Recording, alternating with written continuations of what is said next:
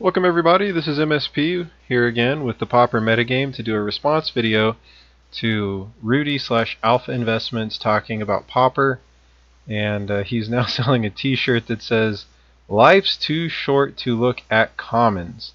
And I'm going to try to do a fair job of sort of restating Rudy's position on the whole issue of Pauper and buying into Pauper, investing in Pauper, playing Pauper, all that good stuff. Try to give you a summary of that.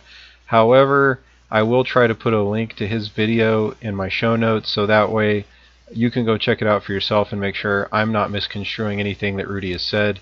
Some of you have probably maybe even already seen that video, so you know what I'm talking about here. Anyway, let's get right into it. Basically what Rudy says is that, you know, Pauper's okay, it's probably fun or whatever, but it's not something that people should invest in. So basically said, look, if you want to throw your money away on Pauper and just throw your money away on a bunch of commons that are trash and not going to be worth anything, but you're doing it for fun and you know you're just throwing your money away, that's fine. But if you're putting your money into Pauper thinking you're ever getting any money back out, then, you know, basically you're wrong and it's dangerous and you shouldn't be investing in this, and that he's making a lot of money on it, so he's happy, but he's trying to be ethical and honest and let people know, hey, this is kind of a scam. Yes, it's good for me and I'm making a lot of money selling all these commons. Suddenly I have all this bulk that's worth a lot of money. But listen, this stuff is all junk. It's eventually going to go back to worth nothing again, and all of you are going to get stuck holding the bag while I take all these commons, I sell them all, and I roll them into things like Power 9 cards, and I laugh all the way to the bank. And so what Rudy's doing is he's basically you know, just trying to be honest and and warn people, hey, don't run out and go too deep on Pauper, because most likely you're not going to get anything back out at the end of the day. And basically signaling that investing on any level, whether you're a speculator or just someone who likes to, you know, play magic for a while and then get your money back out at the end of the day, someone who's just value conscious or an investor or a speculator, if you're anywhere in that spectrum, that you should stay away from Pauper is basically what he's insinuating. I think that this is a little bit misguided to some extent. I would lay it out like this. If you're an investor slash speculator, then buying into most commons to try to, you know, like if you're going to try to buy, you know, 1,000 of a particular common as a speculative position with the idea that that card will appreciate and then you're going to in value and you're going to turn around and sell it, that's probably a bad idea, because most commons just don't have that much upward mobility in terms of appreciation to really make it worthwhile. If you buy a $1 common and it goes to $2, yes, it's doubled in value, but when you go to sell that on eBay or TCG Player or Amazon or whatever, you're going to end up basically losing all of the money that you got from appreciation to selling fees and whatnot. So there's really no money to be made there. So on the vast majority of the commons out there, it's just not worth it trying to actually be a speculator. Having said that, if you buy into Pauper, it's not one of those things where you're going to lose your shirt.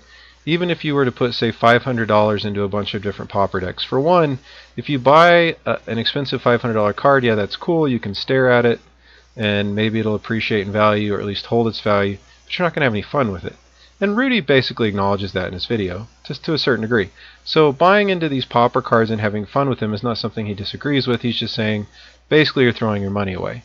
This is where I disagree with Rudy. If you're buying Pauper to play and have fun with it, I believe that Pauper is basically an organic movement that is, it's weird because these particular commons that are mainstays of these decks, the cards that are actually making Pauper decks expensive, I say expensive in air quotes, they're still pretty cheap, but you know, some of these commons that have gone up from, you know, basically a quarter to, you know, $2 or $3 or $4, those kind of cards you have to be very careful with.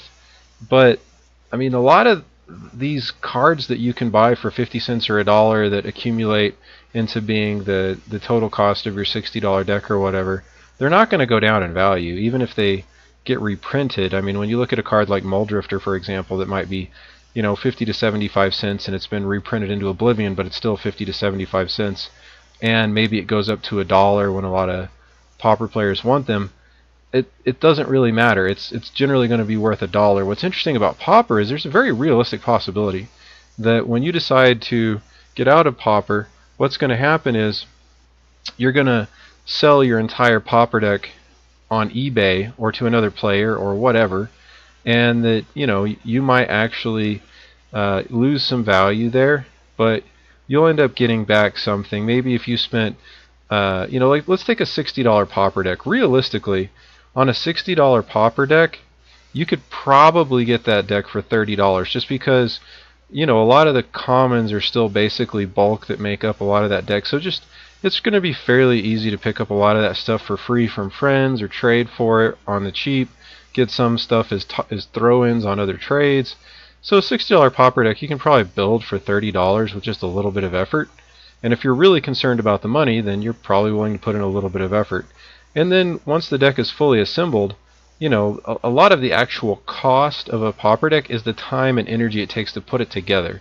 And so if it's a real tier 1 deck list that's fully assembled, and you're dealing with a store that knows that they can turn around and sell that deck list at full market value if there's a vibrant Pauper scene, if they know they can sell it for $60, there's actually a reasonable chance they might give you $20 or $30 for it, because they know they're going to turn around and double their money on that.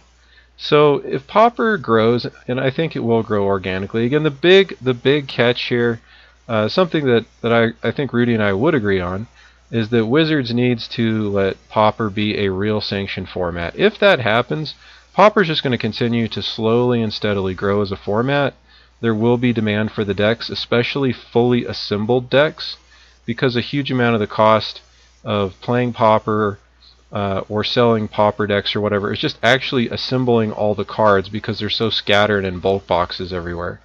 So actually having a real tier 1 deck list all together in one place, that's going to have some value. I mean, you're going to be able to, if not a store, as long as there's some Pauper scene somewhere, you are going to be able to go to another player and say, hey, here's a $60 deck list. The actual, $3, $4 cards in the deck add up to like $40, and I'll sell it to you for $35. There's going to be a lot of Pauper players that will just jump on that and be like, oh, heck yeah, that's great for me. I don't have to waste all the time trying to put this thing together. I get it at a discount, half price, whatever. So, I mean, I think that there's a very real possibility that to that extent, a lot of these Pauper decks are actually going to retain some real value. And I think it wouldn't even be crazy to expect that you might be able to play a Pauper deck for a few years and then turn around and actually sell it for more than you put into it. You might have a $70 deck list that you put $40 into, and down the road you sell for $75, almost get double your money, and it's gone up to $80, and you're able to just find the right person that you can sell it to for, or trade the deck. Maybe you assemble this deck, somebody else wants to play Pauper, they don't want to put a lot of money into it, and you're able to trade up because they're willing to trade a few valuable, $30, $40 cards into an actual deck they can go play and have fun with. So there's a lot of possibilities. I think a lot of this will ultimately hinge on whether or not WotC is willing to sanction the format. We'll just have to see where that goes. But I think that there's a reasonable chance that might happen as long as the Channel Fireball side events keep going, as long as the professor keeps putting the pressure on with Tolarian Community College, as long as Star City Games has some success as they dip their toe into the waters. And it's one of those things where a lot of these finance people that are sort of bagging on Pauper as a waste of people's money and a sketchy, bad place to put your money. What's absolutely hilarious is that there's so many places within Magic to put your money that is very dangerous. And while I don't think that most people should just go, jumping in to invest in Pauper commons, I think that's probably largely a dumb idea. The idea that a lot of people are just throwing their money away on Pauper decks is really untrue, because when you compare again to something like Modern, and you look at reprint risk, it's just amazing how few of the finance people out there actually make apples to apples comparisons by looking at what you're risking by buying into a standard deck or a Modern deck versus a Pauper deck. Because right now we're fixing to have Masters 25 roll around the corner. And what happens to your Hate Bears deck when your Thalias get reprinted? Or what happens to your Tron deck when your Karns get reprinted? We're talking about, basically losing $100 overnight on a playset of a single card. And if you happen to have multiple modern decks, it wouldn't be crazy, it wouldn't be outlandish for you to actually wake up the next day after the full spoilers for Masters 25 come out, and you've actually lost, you know, $300 or $400 worth of value overnight, because those big ticket cards have a lot of money to lose. I mean, if you're holding a card that's worth $50, well, you got a lot of room to go to zero. These big quote-unquote expensive Pauper staples, you know, we're talking about, you know, $2, $3, $4, $5 for most of them. You know, you've got Chainer's Edicts, which have, you know, they've gone, you know, 6 or 7 now or whatever. But I mean, there's just a couple of, you know, it's you know, 99.9% of the Pauper cards are still basically, you know, $1 or less. There's just not much room to wake up the next day and have lost much. Even if a ton of Pauper cards get reprinted in Masters 25, it doesn't really matter. I mean, you could wake up the next day, and if you've got a bunch of Pauper decks, oh man, maybe you lost $30. Oh no, you know. But when you actually look at these modern deck lists, they can get hammered. And you'll hear a lot of people say, oh, well, you know, it's no big deal. Those prices are going to recover. Yeah, maybe not. That was true when these master sets were being printed responsibly with limited print runs. But when you're printing just insane amounts of product and you're shipping it to Walmart, and this is what we saw with Iconic Masters, when the set is basically being sold for half of the suggested retail price because there's so much quantity, the hemorrhage on the prices for the main staples in those sets just isn't going to recover. I mean, yes, there might be a few really tier 1 staples that can manage to flatline and not lose too much, but you're not going to see major recovery for 95% of the cards, the expensive cards that get reprinted, for years. Because as long as there's Iconic Masters boxes out there and Masters 25 boxes out there still floating around, and at these prices there will be for years to come, there can't be any real recovery on those staples prices. So when you look at the actual risk of holding a modern deck, the amount of money that you're risking losing, and it's not just a matter of risk, it's almost a guarantee. It's not a question of if Wizards is going to reprint really expensive modern staples. It's not an if these days, it's a when. It's going to happen. So it's not even so much a risk as a guarantee that you're throwing a big chunk of money away when you buy into a modern deck that has older, expensive modern staples that haven't been reprinted in a while. You're just looking to get hammered. It's just a matter of time. If you're holding Tron, and if you're holding Karns, if you're holding Thalias, and you know, there's a number of these cards, and you know, just look at the white-green Hate Bears list, and every major card in there has been reprinted now except for Thalia. And I was looking at a guy who had the old green-white Hate Bears deck in Modern, and it was just amazing how much value he had lost for buying and holding that deck when all the expensive cards have been reprinted now except for Thalia. And it's coming. Thalia will get reprinted as well.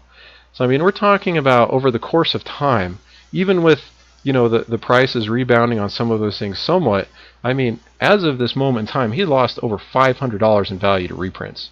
He had lost enough money on the value of cards being reprinted on that one deck to buy every Pauper deck in existence. And you don't hear these people talking about that. You don't hear Rudy going like, well, I mean, you know, you do hear Rudy talking a little bit about, you know, how he doesn't really want to be buying into modern cards. All he wants to do is buy into, you know, old, you know, 93, 94 Magic or whatever. But you don't hear Rudy fairly coming out and saying, well, look, you know what? If you're going to play Pauper or Modern or Standard, you know what? You are throwing your he could even say, you know what? You're throwing your money away when you play Pauper, but you're definitely throwing a lot more money away when you play Modern and Standard. But you don't hear a lot of these, you know, investor types couching their comments in those terms. And this is what I think is unfair. This is what I think is sort of treating Pauper badly from a lot of these commentators. It seems a little condescending, like what they're really trying to say is, well, Pauper's a fad and it's going to go away. And this is just not true. It's going to stand the test of time. And even though, you know, Rudy might say like, well, I'm not saying Pauper's a fad, you know, it's like, well, then why don't you be fair and acknowledge that Pauper is going to be here to stay. If it gets sanctioned, it's really going to be here to stay and will continue to grow. and it's a much safer place to put your money than a place like Modern or Standard. Because at the end of the day, actually getting your money back out of Pauper, I think, is a much more reasonable proposition than, guaranteeing to get your money out of Modern or Standard. Now, we've talked about Modern reprints. The hilarious thing about Standard is it's not even reprints. It's just that when the cards rotate out of Standard, the vast majority of them crater in price. If you have 4 of every card in Standard and you hold it all the way through rotation, you're going to lose. You could probably lose half the value or more of your collection. You could lose thousands of dollars in value. Now, I know that some people out there will say, well, you're an idiot if you hold your Standard cards through rotation. But what happens when, you get cancer? What happens when you have a car wreck that you have to be in the hospital for 3 months? What happens when something really bizarre and beyond your control comes up in the real world and your top priority is not managing the cards you own for a collectible card game? You just don't have time for that all of a sudden, and you happen to miss the deadline, right? That's one of the problems with Standard is, there's a little bit of a minefield there. Maybe it could even be something less dramatic, like, you've decided you're going to trade stuff out, but, you get distracted with school, and by the time, you get back to it, 30 days has gone by, and the cards haven't even rotated yet, but it's gotten close enough to rotation that the prices are plummeting anyway. Right? I mean, you have to walk on eggshells managing your Standard collection. And let's talk about the value of just being in an eternal format where you don't have to stress as much about that nonsense, about having to figure out how to actually trade your stuff out constantly, which is more and more difficult with Standard cards because so many fewer players even trade these days. There's a lot of people who go to stores and they don't trade. They just buy cards on TCG Player and, buy list stuff out to, Star City Games or whatever, and they're not going to bother trading because they don't like to trade. They just want to play the game.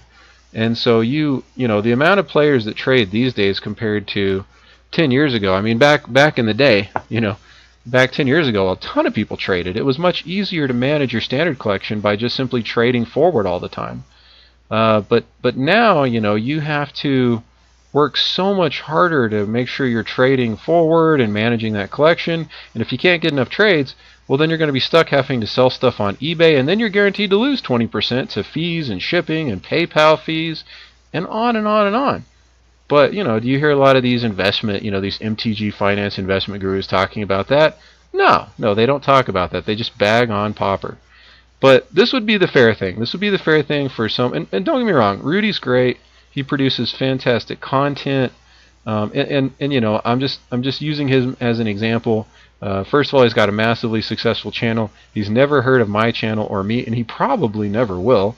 But even if he did, Rudy's a big fish, and I'm just a very tiny fish. So props to Rudy. Tremendous respect to what he's done. He's a very intelligent investor. But I just think he should be kinder to Pauper in terms of the full context of comparing Pauper to Modern and to Standard, and saying, look, yes, I would even be willing to accept, again, the idea that putting your money into Pauper may not be a great investment idea. But you're really much safer putting your money in Pauper than putting your money into Modern and Standard. The only way that that's not true, well, here's the hilarious thing. Even if Pauper is a flash in the pan, even if Pauper is a fad, which it's not, the incredible thing is, if you buy 3 Pauper decks, let's say you kind of do, like, you scrounge up some of the commons, so you don't actually need to buy them all. Let's say you put even $150 into 3 Pauper decks, and you just kind of keep them around to play with your friends when you don't actually have enough people around to do a cube draft. Maybe it's just another thing that you throw these Pauper decks in with your cube draft box, and when you have 4 to 8 people, you cube draft, and when you only have 3 or 4 people, or 2 or 3 people, you whip out the Pauper decks and just play a little constructed casual for fun, and you get a lot of value out of it, and you quote-unquote lose $150 for a lot of fun. Okay, let's say that happens and Pauper's basically just worthless, but you still have that fun thing that you can throw in with your cube draft cards for rainy days. Now let's contrast that with Modern, which at the rate of reprints, if you happen to be holding anything of substantial value, over the course of time, it would not be crazy to actually lose $150, on your modern collection over the course of time, and many players have lost much more than that. Yes, there are also people who have very broad collections and get the timing right and happen to be holding things when they go up in modern, and so you can definitely massage it, but it is a huge minefield where there's plenty of money to be lost in modern as well. And with standard, it's just almost guaranteed that you will lose money in standard unless you very carefully manage your collection, and doing that takes so much time and energy. What value do you put on your time? So even if in the worst case scenario where Pauper is a complete fad, I would still make the argument that you just can't lose that much. You're not putting that much into it, therefore you do not have that much to lose. Whereas if you are going to pick up a few modern decks and a few standard decks, tier 1 deck lists, you're almost guaranteed to lose more than if you had just bought Pauper decks from a purely financial standpoint.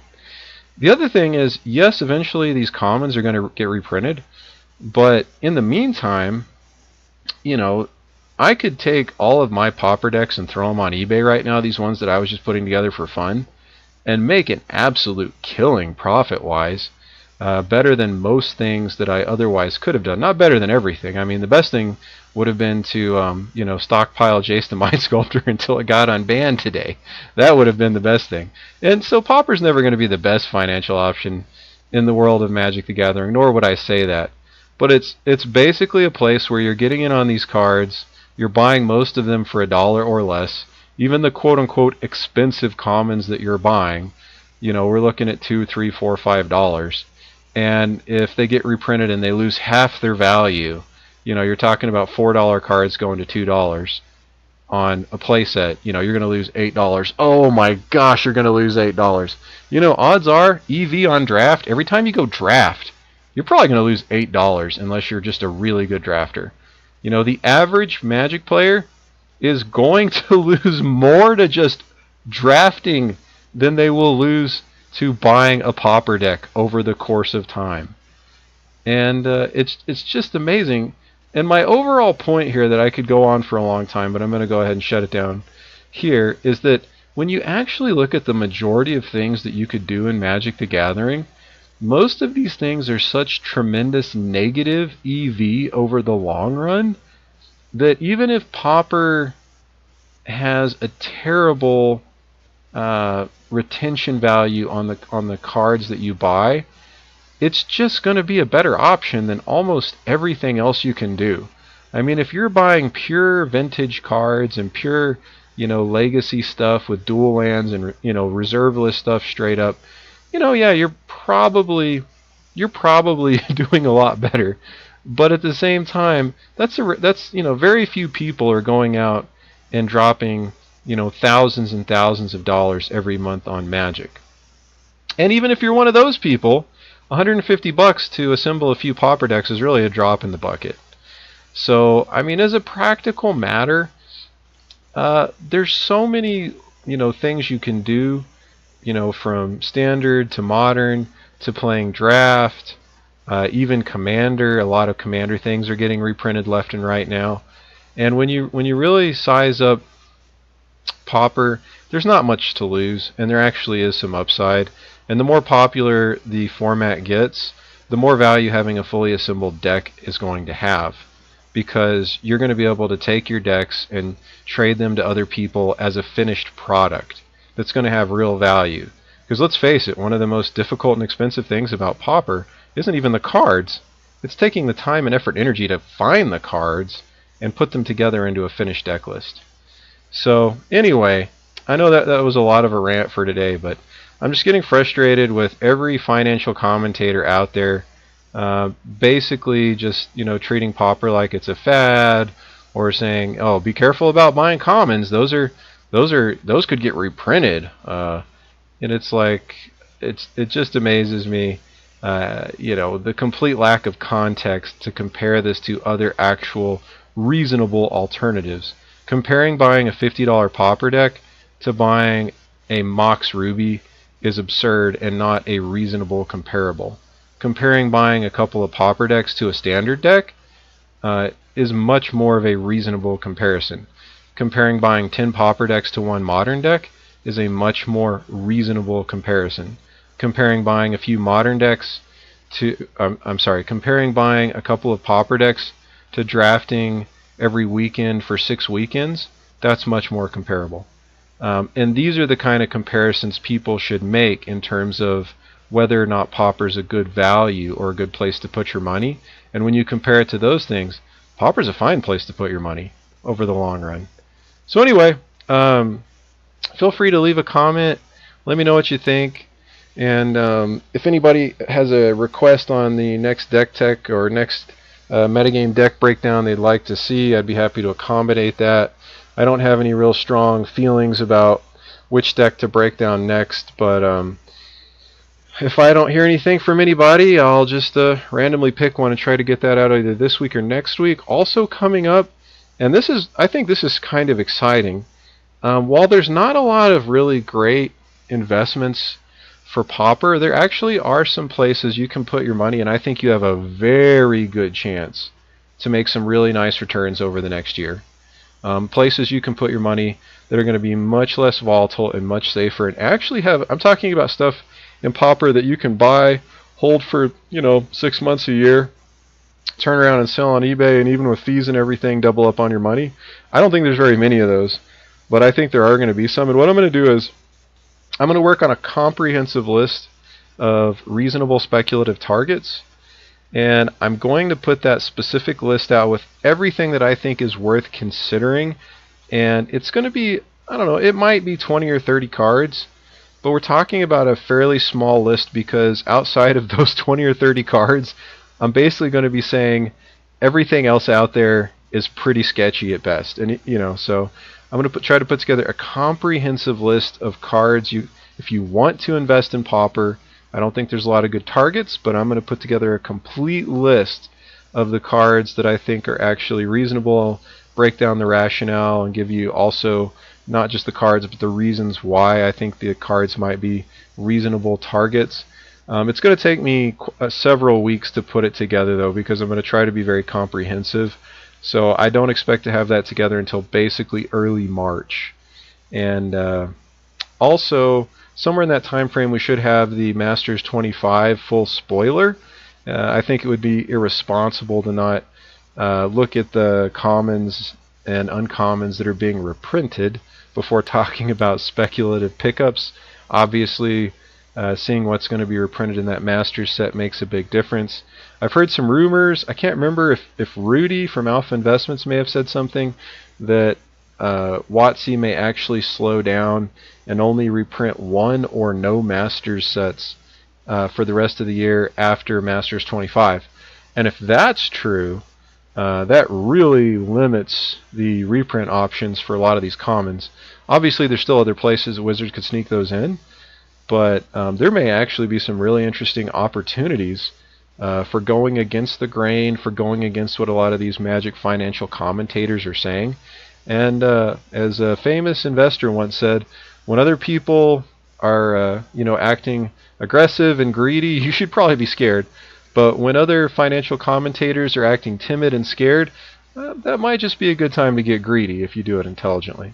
Anyway, thanks everybody. That's all for today. Peace.